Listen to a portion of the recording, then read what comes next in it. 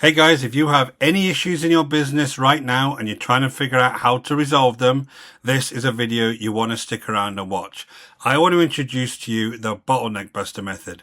Now this is a 5-step process you can use to find any kind of issue and then put in fixes to resolve them. I'm going to go through this at a high level in this particular video, and then I'm going to do some more videos after this one on each of the various steps in way more detail, and you'll be able to implement things straight away once you've watched the video. So stick around, let's get straight into it. So the first thing I want to do is introduce kind of a fictitious company called Hafren Fabrications. I'm going to use this to show examples of what this kind of method can do. So this is a Welsh manufacturer. We have 12 staff. We have got a full order book, but we're completely maxed out. We can't take any more work. Everyone's flat out. I think we need to hire. That's what the actual business owner said to me when we walked in there and started doing this analysis. So the first thing we want to figure out here is what is actually going on. So we call it the symptom. Now, what most people do whenever you look at any kind of continuous improvement type methodology is you go and attack the symptom straight away and fix it without really understanding the underlying reason behind that symptom. So here we got an example.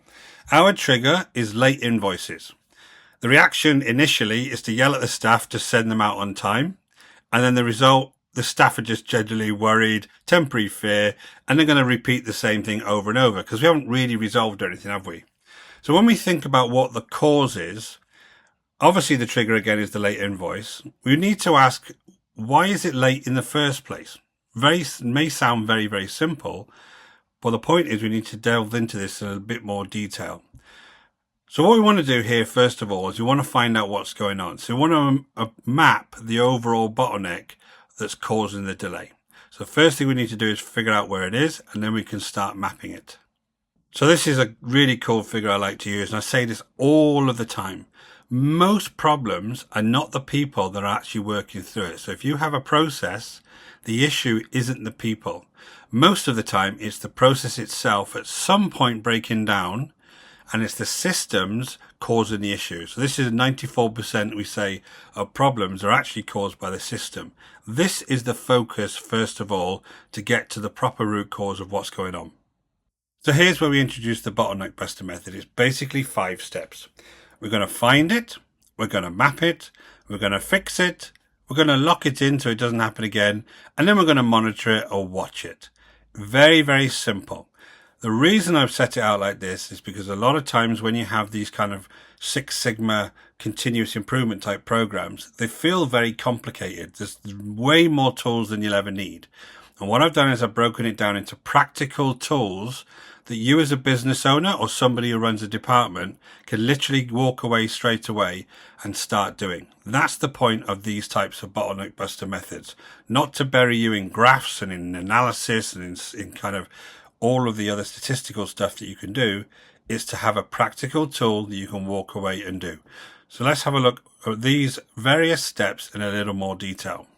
So the first thing we want to do is find it. Now the lesson here is the bottleneck is very rarely where you actually think it is. So if you walk the floor, if I think about in a kind of physical environment, where the work piles up may not be the actual cause of it piling up.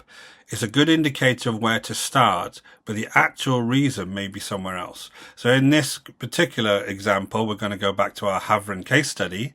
The work piles up in the production facility. So Hafren assumed their workshop was too slow. The diagnostic revealed the actual pilot was in the office quoting new jobs, was choking the entire process. So there's something going on with the quoting process that's meaning that things are being kind of taking a long time to get quoted, and then everything's needed all at once. So let's figure out what that quoting process issue actually is.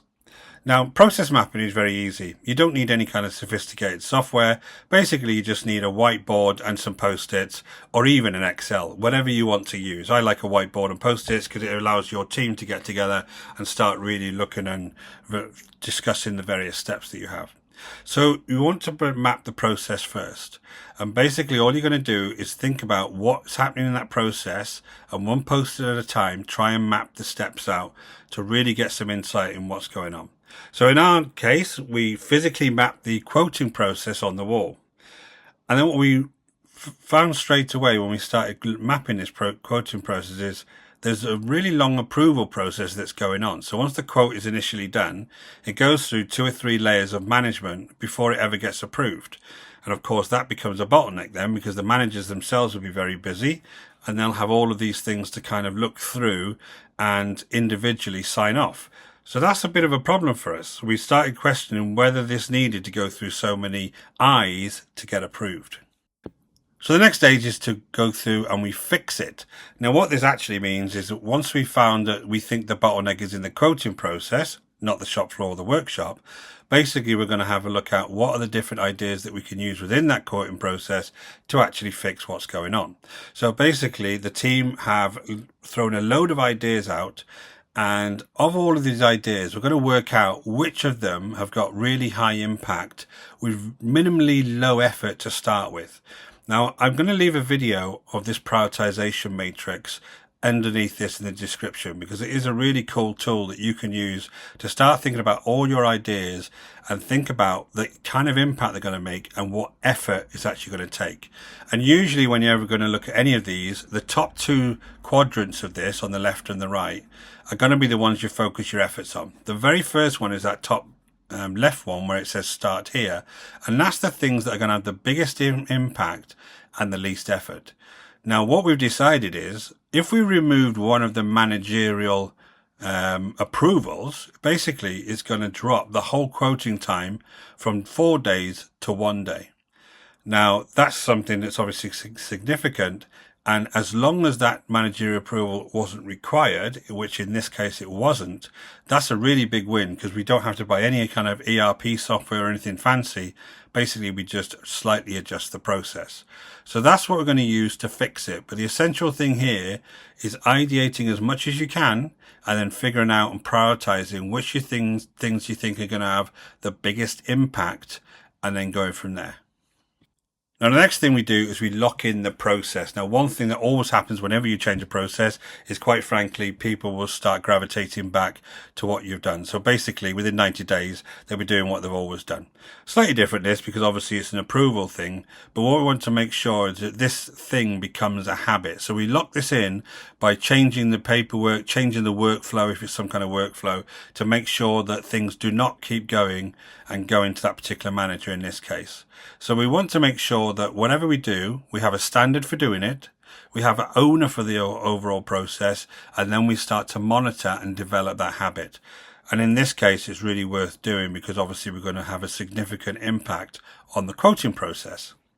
Now, of course, whenever you do any of these improvements, and this is for whatever improvement may be, you need to make sure it's not coming back.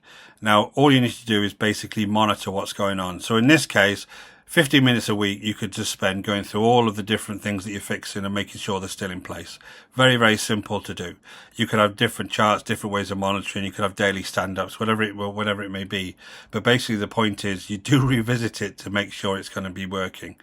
Now, the owner implements a strict 15-minute workflow check in this particular case, and every Friday they review the quoting times and ensure the system remains optimized, because you're going to see a lot of difference in quoting times. So that's why this watch it key, to make sure things don't go back and you are actually using data to monitor things, is very key. Now, the point of this whole process is you fix one bottleneck at a time. And you'll find that during that process, once you fix one thing, you'll start to see things gathered in maybe another part of the process. In this particular case, we've fixed the quoting process. So things don't come out in waves anymore. They kind of come out a little more systematically. And then working with the workshop, we can start regulating that work through the business. That's the point of doing this particular fix. If we then remap this and start finding other areas where things get stuck as we're going through this process, then that's the next thing you concentrate on. What you don't do is try and fix everything at once, which I've seen lots of times. People have got so many projects going on that they actually don't fix anything. So try and do one thing at a time, follow this process, get it done, and then go on to the next one. So I want you to kind of think about where your own bottleneck is. Now, there is a link in the description below over to my website. There's a bottleneck finder quiz there that's going to ask you about your process and enable you to put certain times in there. And it's going to then start figuring out where we think your bottlenecks are. It's a free thing to do. You can go ahead and have a look at that. Go ahead and take that quiz. I think it'd be really useful for you. Now watch out for the next video, because I'm actually going to go through these steps in a little bit more detail. So obviously the first step is going to be find it, and that's what you'll see in the next video. So go and jump over to that. I think it'd be really useful for you. If you like this type of content, don't forget to subscribe and notification bell. Until next time, take care.